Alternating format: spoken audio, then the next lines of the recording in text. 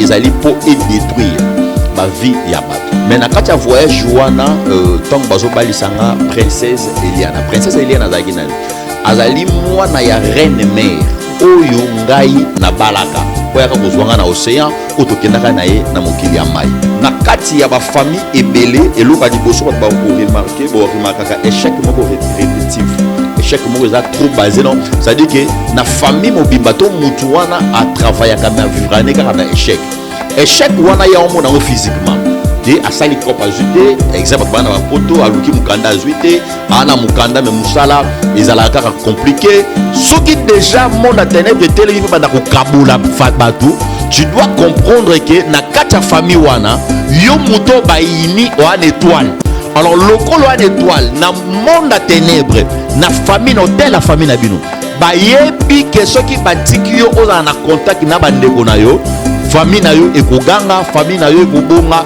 ezamena bato mosusu bandeko.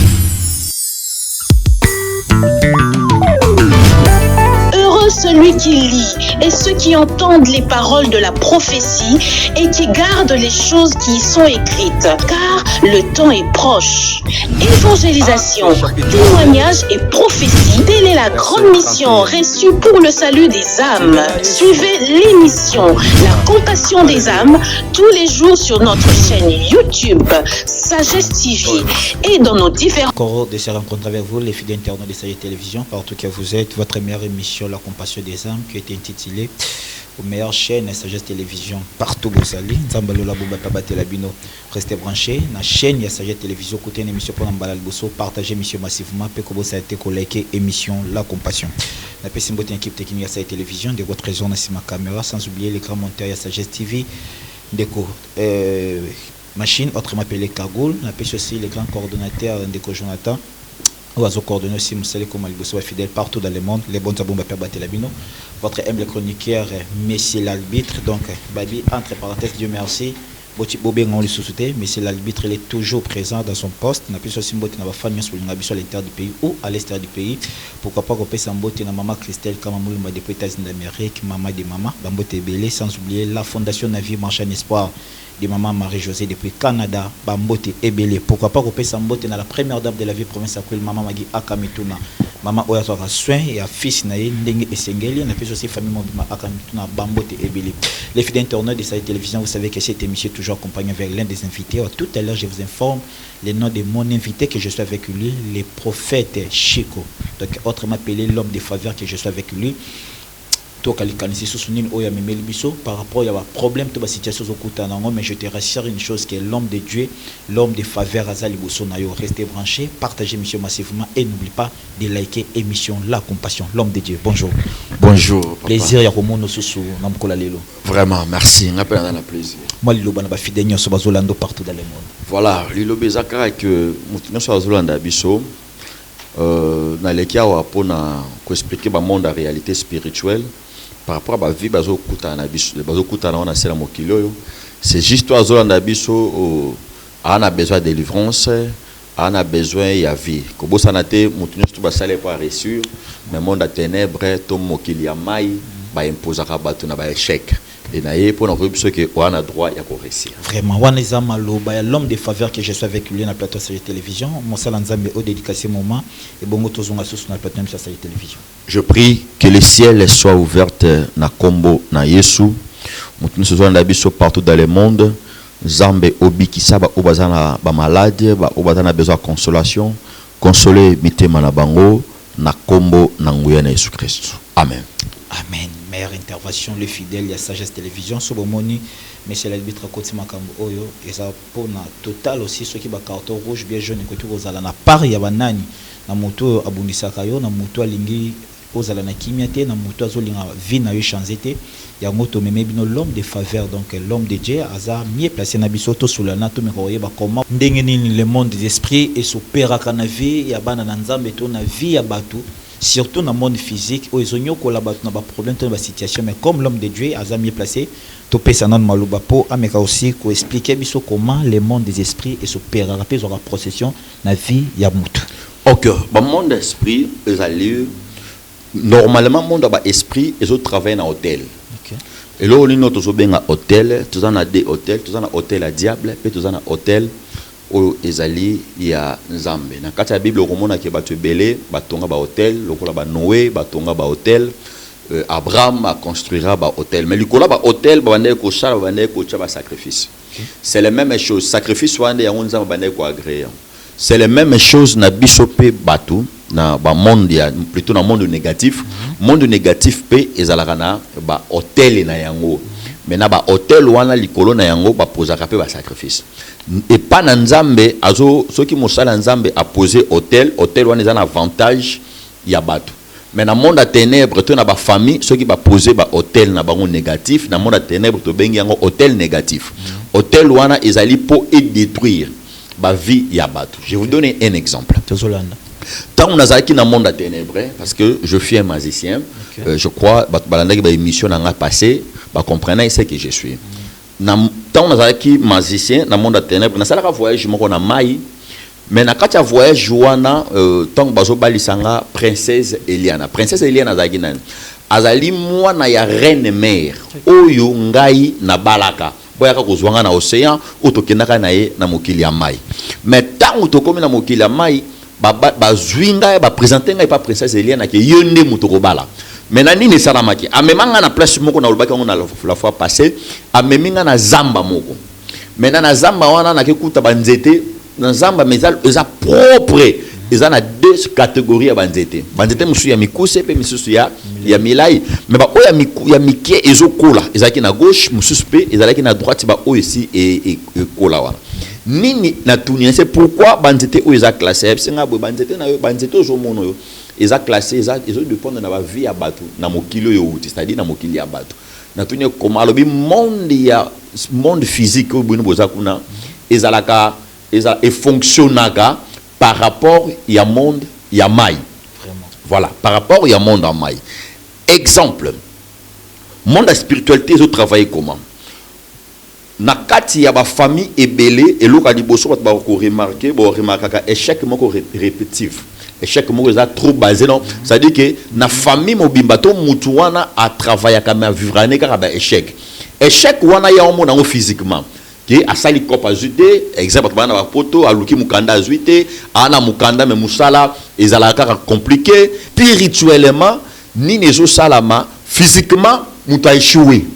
Mais a échoué te po ya linga échoué parce que même batba talanga mutu moko te alingaka échec na vie même yondo zana o linga échec te au moins nos journalistes o a besoin au marquer et ceux qui oyambi batu bazo tala yo batu ba sepelaka na yo mais mutu tangu yo luka o marquer mais ça na loi moko o zo imposer yo que o marquer te o travailler toujours na échec maintenant échec wana alobi princesse Eliana epsinga échec ya batu ezouta na banzete oyo ya mikolo banzete oyo se kola abi nani akota échec wana abi za batu yo baya kotonga ba hôtel négatif ya ba famille oko remarquer nini oko remarquer que na kati ya famille moko ba vivraka difficulté moko nyonso bango basalaka ba travailler na ba en échec azopesanga explication lobi omoni banzete oyo ya mineno etelemio banzete oyo ezo produire ba échec na ba famille ya bato. L'homme de Dieu s'il vous plaît na katote parce que c'est déjà très nécessaire. Pesa na numéro ya téléphone ba fidèle parce que le fidèle aussi toza en direct au pesa numéro oyo azana besoin obenga soit azana besoin ya kokoma testo vu que yo amis placé. Voilà numéro nangizali plus 243 999 37 69 79. Na bandeli plus 243 999 37 69 79. So au bengi biso tous en direct. Au bengi biso to sakoli pono en direct. So yesemi to sa elo prière to bondeli pono en direct au biki en direct. Voilà. J'insiste so au bengi nzamba ko biki sayo sans condition, sans problème. Merci. Donc princesse Eliana azotal sanga banzete oyo ezo signifier ba vie ya bato oyo baza na mokili na bino. Donc bato ya mokili na bino ba fonctionnaka par rapport ya monde ba esprit par rapport ya monde ya mai. C'est-à-dire na monde ya mai ezo jouer au moins 50% ils ont dirigé ils ont côté ça négativité na ba vie abat na parce que exemple mutu moko te na sena mokilo alingaka échec mutu nyonso to alingaka to kende liboso même ye nzamba zolo bana lingi bana nga ba prospérer à tous égards comme prospère état de son âme. Mais comment se fait-il que Nzamba lingi prospérer mais yo prospérité échec dans tous les domaines. Échec na musala, échec na makambu ebele ya vie. Watu soit kenda poto kenda États-Unis. Imaginez mutana na poto ma vivre le roi mutana en Afrique. Ba misu kuto en Afrique aleki mutana na poto. Mais yemo ka comment regretter, il fallait pas na ki ya mboko. A comment regretter mais le cas ça coach ça muto moya zonga ezate échec dans tous les domaines.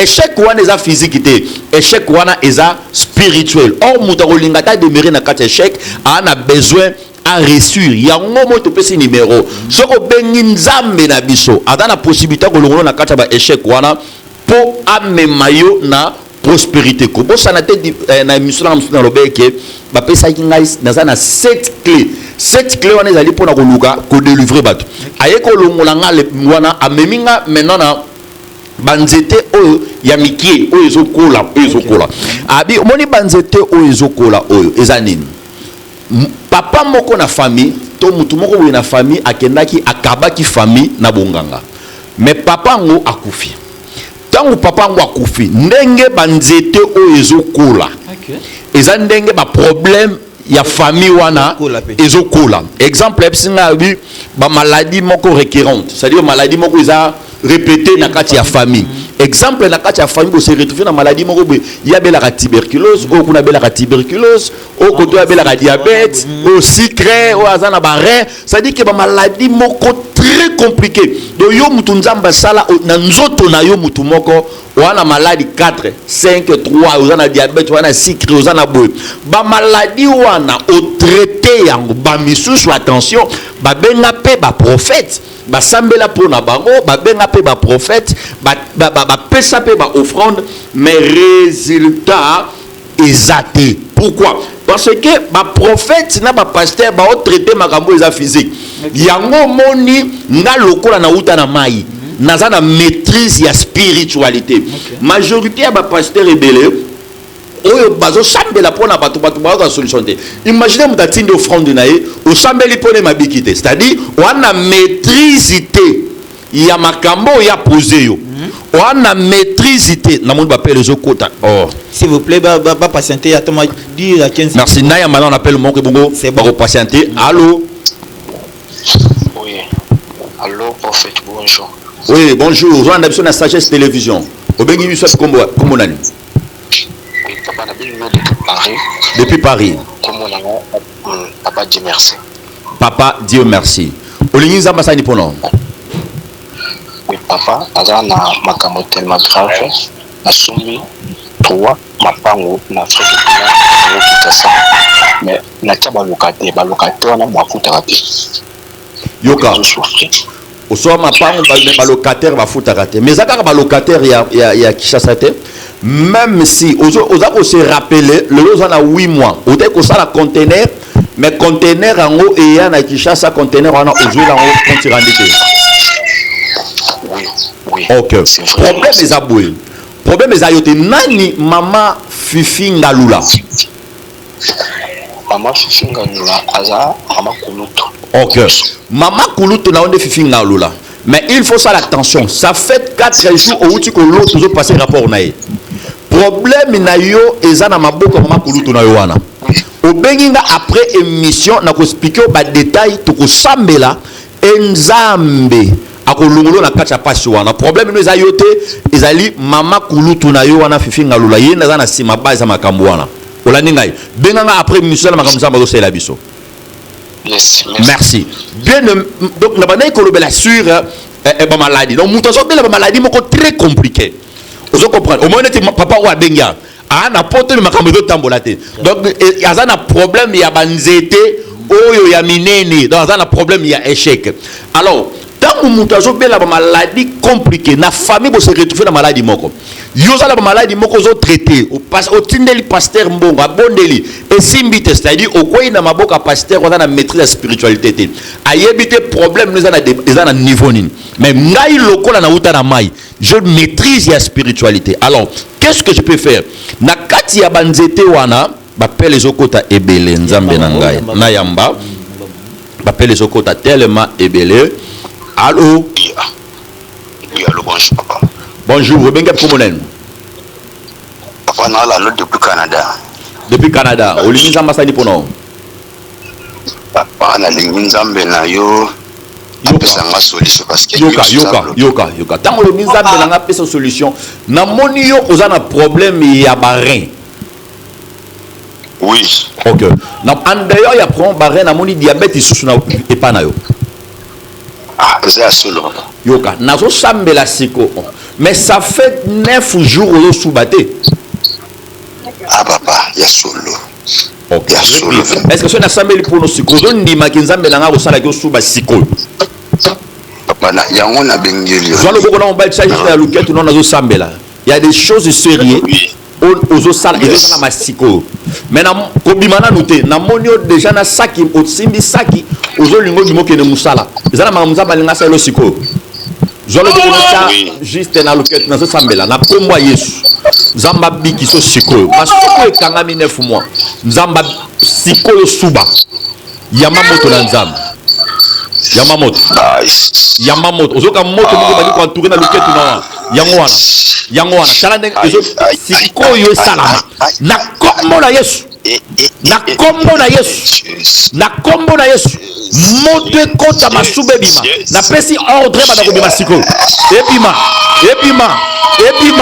Epima beta maboko siko zali a papa asubi agangi akati telefone ndenge salameli yo peso ko benge ko salama ndenge wana papa da yebisa ki o ke nzambe na biso nzamba tikotak soki o bengi miracle eza opérationnel ba maladie oyo ezo vanda na nzota batu eza maladie oyo eza ba maladie physique te mais ba mineto ba médecin soko ki ba ko yebisa yo eza po liaki eloko songolo eza po na cause songolo ayebisa na binenge banzeto wana ezokola wana princesse wala alobi ndenge banzete wana ezokola eza ndenge malade ezobanda ko se multiplier maladie ezoya butu pe moyi nzoka ecclésiaste alobi boye chaque chose a son temps et ana tango moko muta ko bela tango moko muta salani abika tango moko muta za pauvre tango moko muta réussi mais ce que comprendre que vie na yezaka na tanga maladie tant wana ecclésiaste aloba et pas nous zo te comprendre que eza na ba force moko terrible ayoko sanga bina kati wana kaka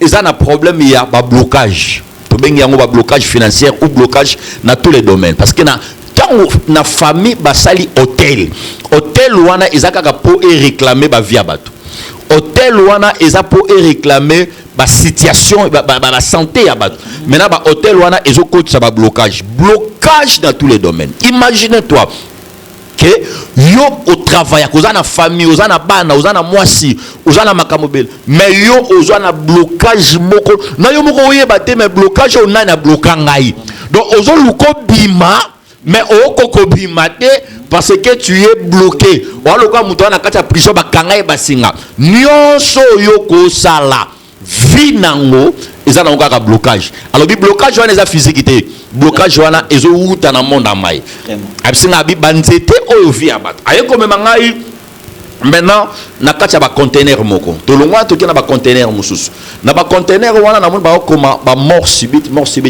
tu sais ezana ba famille belé bango chaque année ba kufelaka peut-être na année mo ba kufela 2 personnes 3 personnes sangali ou ezanga kate alors bi ba na yambi appel et l'on a aussi na sagesse télévision parce que batu bazo benga vraiment allô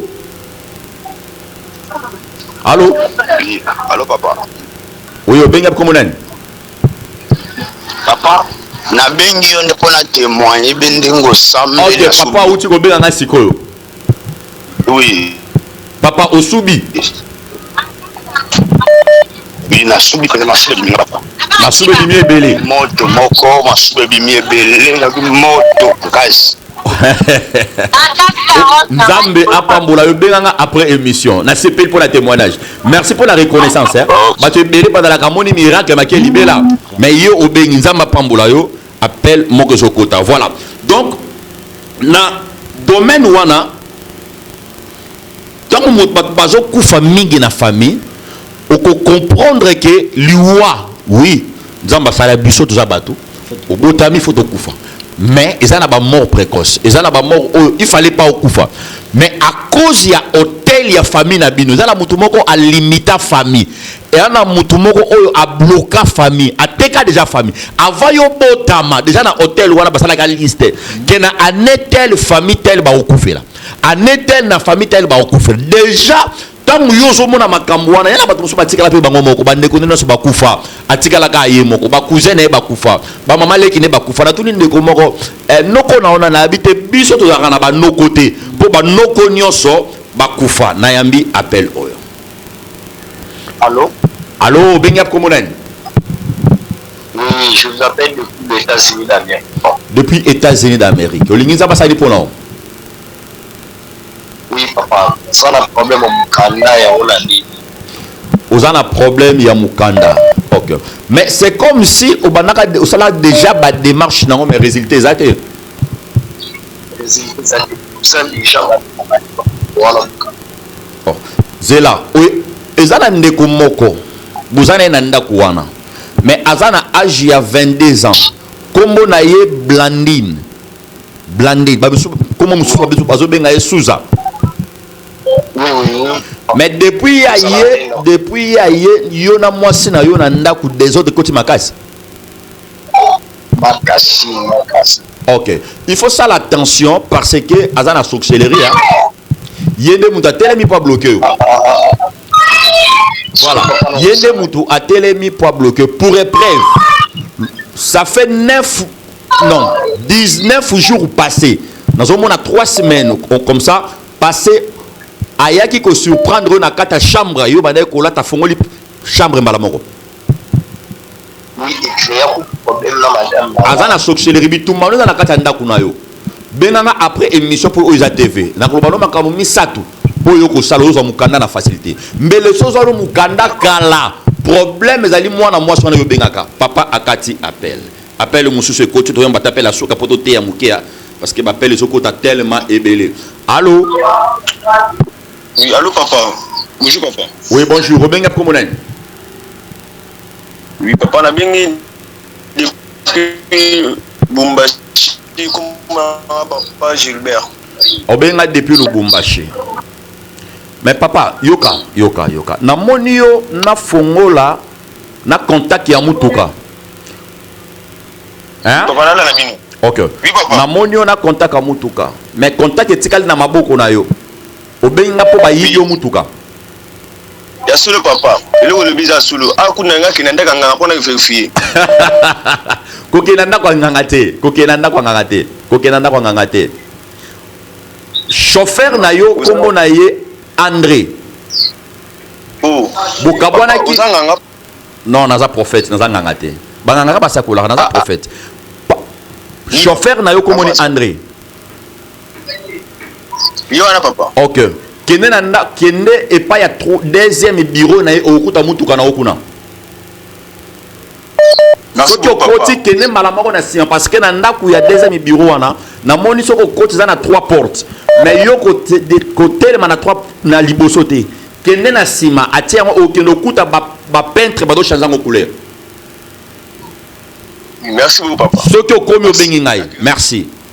Tala makamli toujours salama. C'est ça un homme de Dieu. Problème musala nzambe ya que ba bengi yo bandi ba explication.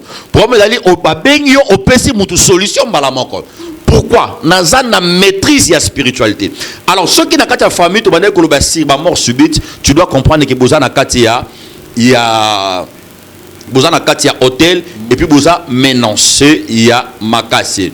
Et place nazo lingana sur ça awa beaucoup vivre sikoyo et na ba famille mususu baza na ba pratique idolâtrie. Ba pratique idolâtrie zanemi. Pour n'articuler ba question pour te évoluer, ba pratique idolâtrie ezali bosana ba famille mususu ba kenaka na banda kwanganga.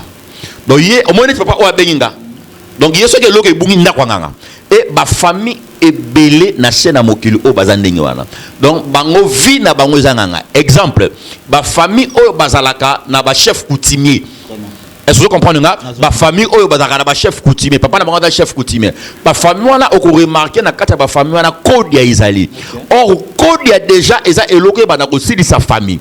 Code ya déjà eza eloko ezo tekaba ba étoile ya batu. kodia eza déjà eloko o evanda kana kati ya famille moko. Alors soki déjà mutu a wuti na kati ya famille ya bakodia o bada na bakodia comprendre que famille wana étoile naye akende États-Unis akende Europe et Amérique Océanie partout vine ba nous ala compliqué. Et puis na otozo benga famille moko ya ba rankine oyebi eza na ba famille belozo landanga yo boti mwana mais na mwana boyoka na raté oboti mwana yo na mwana no alingaka ote mama no alingaka ote bandeko na yo balingaka yo te osanti ke wana bandeko 4 6 7 mais ba suboso la raté donc rankini moko ba yina yo to yo yina bango donc ozulukaka ndeni na kobongisa na ba parents nanga ndeni na kobongisa na bandeko nanga simbaka te ba famille bele o bakabwana. C'est-à-dire que ana mama na ye mama na lingaka te bandeko na ye bandeko ne balingaka ye te. Donc aluka asala ka effort eloko ba yinela ye oyebite eloko nini zo sala ndenge wana eza que famille na bino bozana famille o bonganga evanda parce que famille eza sacré. Ce qui déjà monde à ténèbres telemi pe banda ko kabula batu tu dois comprendre que na kata famille wana yo muto ba yini o an étoile. Alors le colo en étoile na monde à ténèbres na famille no telle la famille na bino ba yebi que ceux qui batiki yo oza na contact na bandeko na yo famille na yo ekoganga famille na yo ekobonga ezami na bato mususu bandeko ne nyonso ba na poto ta mususu ezaki na kishasa bangonde ba bengisi mais tant ka komi ko na ba yinie oui ba yinie pourquoi parce que ba trouver hôtel ayeko longolanga wana princesse Eliana tozongi na ndako tant tozongi ni salami. Maintenant, balobi il faut que nous coûtons na Lucifer. Tant que si kolakisanga bazamba wana na ba container wana. Alobi ils ont fait moko ezo bongama. Nous expliquer vie na ngai passé na nga, nous expliquer passé na nga pour ba na nzambe ba comprendre que vie o yozo vivre et a vie na ote. On a besoin de délivrance. Et pour obenga prophète Chico zo délivrance na yo. Numéro d'ali plus 243 999 37 69 79. Pobenga on a besoin au monde spectacle té. Pobenga on a besoin mon ngaka té ce qui ndengeni. Mais pobenga on a besoin ya vie na yo. Olandinga nongo landanga. On a besoin vie makambo prophète a lobeza vie o nga na vivre. Mutu nyoso na sena moki basale pour évoluer. Mutu nyoso basale na mokili pour gagner. Mais tant ozo gagner té okangi maboko kanga maboko té parce que prophète chikoye pour aider batubele. Princesse Eliana lobby toujours bon ça fait simoko il faut que nous recoutons na Lucifer parce que Lucifer na tous les continents azana ba représentant na Europe, Océanie, Amérique tout consort azana ba représentant. Maintenant na tous les pays na chaque ville azala rapé na ba représentant. Maintenant lobby yo lokolo ya ki pose wa kisi ya théâtre nini ko salama. Il faut organiser fête moko. Na fête wana ndete ko mema yo o profiter pour ba présenter yo princesse Eliana. Wana mama na ye wa yiko zwanga na océan pour ba présenter au princesse Eliana. Et arrivé ba bongi singa pe moko la fête yango koki. Tant tozo kende papa ni ne komi liboso ya entrée wana na moni nzungu na mona ka nzungu moko ya munene. Nzungu wana na koloba nzungu penda munene zo pela moto mais na kati ya nzungu wango makila ezotoka maintenant balobi nanga avant okota il faut bakato manzaka bakato suki babwaka na kati ya nzungu wana et puis pokota kuna faut kota makolongolo bazui manzaka nanga bakati bazu suki nanga bakati nzoka suki eza via moto manzaka eza via moto ndenge na zawa manzaka nanga eza lié na makila nanga suki nanga eza lié na makila nanga maintenant tango bazui manzaka babwaki elinko loba génération nanga mobimba ekoti na kata nzungu wana nde okomona bato et surtout bato banalaka ba mofancier bana ba mofancier papa na bino zalaki na mbongo ebele mama na bino zalaki na mbongo zalaki politicien zalaki bout okomona papa kufa mais vie ya bana ebeba. Papa na biso alaka na mbongo alaka PDG alaka directeur mais après ko kufa na ye au mona ki vie na bino ebeba pourquoi tant muta koti na ndako nganga atiki biloko na nzoto pour na ya moni atiki mais or atiki na génération na mobimba ne so que vous avez remarqué que blocage ba point dont tu kotanga blocage maladie déjà permanent finance zo évoluer te santé kozanga kobota ba maladie lokola et surtout maladie lokola ba diabète mingi tamu patiki manzaka na suki na bunganga eza lokola atiki ba maladie wana evanda soki boza set et que bilan so bobela kango te mais kali mo bobela kango et lui ko ba yondo zalaki cible na famille na bino ke maladie wana fe bande pa na yo et soko kebite bana na yo ba osala nini ba ko zwa yango tangu to komi papa na moni nzungu na kati manzaka na tie na kati suki na tie tangu tozo kota balobi longola ma papa na yo na longola ma papa na koti makolongolo nzoka nongo na banaye koloba kiza na famille bakenda kana bonganga nzoka tangu makolo na ngami balé e koti kaka na kati ya bonganga eli koloba génération seke majorité ya batulolo bazo mona passe aza innocent mais pour papa na ya kota kana bonganga yo zo landanga oyebite parce que mona mama na yo akonaka koluka nganga ning et tant akenda koluka nganga tikaka nani mutu moko te na chena mokilo alinga passe tant ozo mona passe yango moni diable asali ndengeni a comprendre que batu ba ko makoluka nzambe azui ba faux prophète atandi bango prophète na ndeka ko tinele mbongo ya mosu na téléphone te prophète wana ndeka ka rien à to péché 1 million solution ezate parce que diable a dit qu'il faut être faux prophète. Mutu musa esenga bi prophète na ko benga suba pasteur te. Azala nanga zu décision. Abi na ko benga suba pasteur te. Te il faut benga. Mais problème nous ali diable n'attendait là que ba faux prophète. Attendait là que ba faux pasteur. Ngana ye lokola muto na za na maîtrise la spiritualité. Tango muto akoti na ndako nganga, akoti ka pona yete, mais akoti poate ka famille mobimba. Yé peut-être à koufa alors génération na yé c'est-à-dire que génération ne mobimba e bandi comment na passe papa tangu na koti na ke comment na ba demander place na kenda comment na démon Zahir tu vois place na kenda comment na démon Zahir ali démon o ya haine et puis démon jalousie o ya dirigeaka RDC parce que ti lelo démon na malgré tout changer combo ti lelo démon na atika la kaka démon Zahir ba changer identité physique mais spirituellement démon na ti lelo renya kaka ni to et salami tangu na koti babandi ko imba banzembo kitso Lucifer et ça encore fois qui tout en or donc ba yembi ba invoquer pour Lucifer à se présenter tangu à se présenter na zaki paniquer ba simbinga parce que zaki mbala liboso na mona Lucifer tangu afandi na kiti na ye batu ba beti maboko ba sepeli mbala moko reine na ngawa na mama ya princesse Eliana obo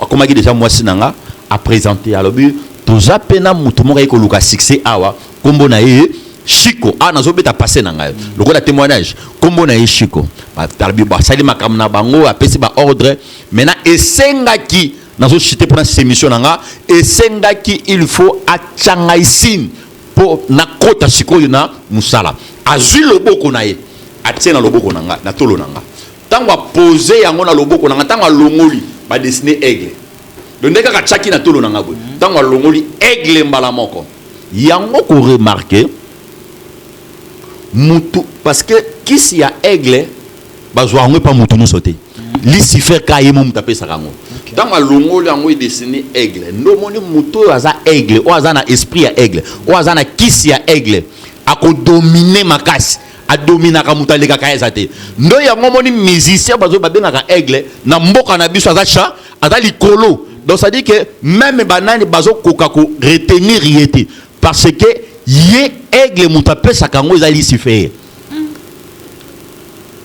parce que kuna pe na monde wana na mona kapi alors bi moni aigle o ndenge ya za mutako dominer ye azate même mais à l'église muso mona liboso nango ba destina aigle ba destina ndeke ya aigle ezali présence mobimba ya Lucifer alors tatouage wana tango ba tsenga yango nini salami etikalinga na nzoto ayebsinga ndenge to tso tatouage we okomi mbala moko na contact na biso tango kozonga na mokili na bino nde okobanda kopesa batu bakisi alors nalingi na expliquer passage nanga pour komona Lucifer linkolobani ko mutu ko kota na ndako nganga eza ozo sala sacrifice ya famille mobimba soit oteki ba chance ba ndeko na yo soit oteki ba chance ya bana na yo, soit okotisi ba maladie moko yango moni bato ebele makambo to simba te oyebi te nani aza na sima ya likambo na yo. Alors bref, yo zolanda biso parce ozomona oyebi te source nongo eza wapi, benga Nzambe abikisa yo. Mais Mosakoli, par rapport aussi à intervention sur ndenge ochikoloba, to kika na ba sous-branche mke ba jaya batonyo so bakufa na malade loka ba mort subite wana. Ouais. Parce que ndaka wapi objectif na ba servir à monde satanique na nini pour na peto kata makambo ya ba mort subite na il faut ba sala nino juste. Bato bakufa na mort subite, c'est-à-dire ezalaki bazuye pour akende ko babengani akende ko salela mutu wana akende ko servir hôtel. Parce que ce qui a fait dans mort subite, et nous va hôtel la famille na bango et réclamer. Ou soit mutu mokonde abomi. Donc bazio juste OK ko travailler pour na mutu. Siko na baka ya bato déjà. Donc hôtel la famille ils ont réclamé bango. Papa ou bien de comment a signé un part moko. OK. A teka génération, à sacrifier génération, mais de quand se sentir dans vie réelle, azo bunda na façon ça be fort, azo pour s'avancer. Il faut asala nini pour à sortir. Et là quoi que ça la yango toye kolobaki abenga biso parce que ngana na 7 code. Le 7 code o nazana ngo ezali 7 mystères o yakobiki sa batu na bakana bango yakosunga batu. Nazo insister avant nazala prophète nazaki magicien. Yango na otu ko expliquer nazana maîtrise la spiritualité.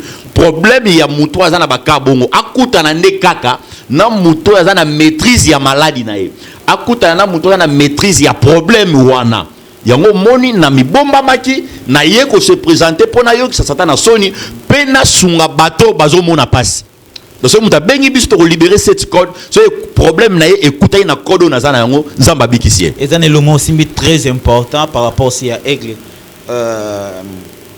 Na ba tout le monde a rebellé surtout na vie province de Kinshasa, au monde aussi église moko bien des temples moko bazwa statut wana ba décorant likolo. Et ça aussi na ba impact négatif na ba bandimi na ba pelé ba tunyo so ba ko zala.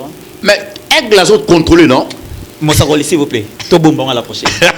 To bomba. Aigle azot contrôler. Développons à la prochaine. Merci. Merci na ba landinyo sa sagesse télévision daki Mosakoli le prophète Chiko Yende tozana na plateau sa télévision. L'homme de Dieu peut se numéro téléphone ba fidèle so zolanda partout dans le monde et bon to conclure mission. Voilà numéro nangezali sala ndenge bandeko ba bengi biso il faut que benga biso en direct ou que benga biso en privé aussi na privé après émission téléphone nangezali pour lele numéro nanga téléphone ezali boy plus 243 999 37 69 79 plus 243 999 37 69 79.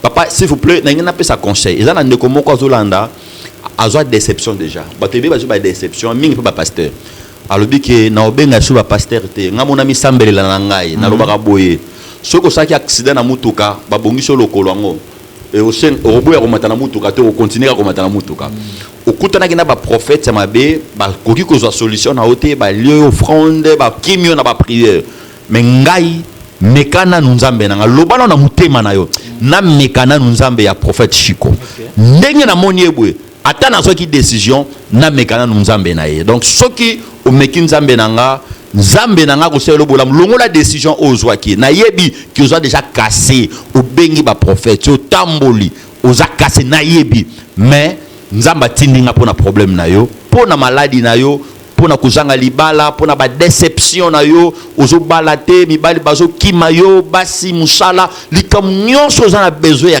au mona clair na o bengi bisto ko sakola to suka na prophétie et puis to ko sambela avant na sambela na pesi mwana ngana lingaka mingi Nadia Etance mbote mingi ba mbote mingi pa mama Nadia Etance pe na bébé na biso Yoshua tika kola pambola biso mais je peux prier sur ici na sambela na bonde le Père tout puissant na bandage mission na prière na session na prière na yebi bien que ba vie ya bato beleza ya kokangama obisaki ngalobi Chiko na longolo na mokila mai enfin que au salé langa pe obikisa bato mais tala ba vie ya bato ndenge zo nyokwama tala ba vie ya bato ndenge zo kota na malade tala maman azana malade tala papa azana malade azana souffrance à musala maladie vanda ba déception vie na yazo comprendre ngote mais a luki solution ba ko payer solution bazate papa à travers prière ba bika oya ko benga nzambe bikisa mutu nyonso avulanda biso na kombo na yesu nabondeli mpona émission sagesse télévision nabondeli mpona PDG na yango mpona batravailleur nyonso tika kolo a pambola biso nyonso amen. Meilleure intervention de la part de l'homme de Dieu, le prophète Chico yango tolobaka maître fois yo za mosakoli oza l'homme de Dieu yeba que so monsieur l'arbitre ya bien dans la plateau de télévision c'est que il faut maintenant qu'on revoie parce que ici il y a des bonnes choses na ba fidèle sur cette télévision c'est par là que nous mettons fin à meilleure émission à cette télévision. Merci na yozo ki le baku ya ko lande émission début jusqu'à la fin, partagez émission massivement et n'oubliez pas de liker émission La Compassion intitulée na meilleure chaîne ya cette télévision kabola lila bandeko nyonso e pambola pe e bikisa pe bandeko nyonso lolenge moko na ndenge prophète auti koloba oyo azalaki invité na biso. Merci l'homme de Dieu. Merci.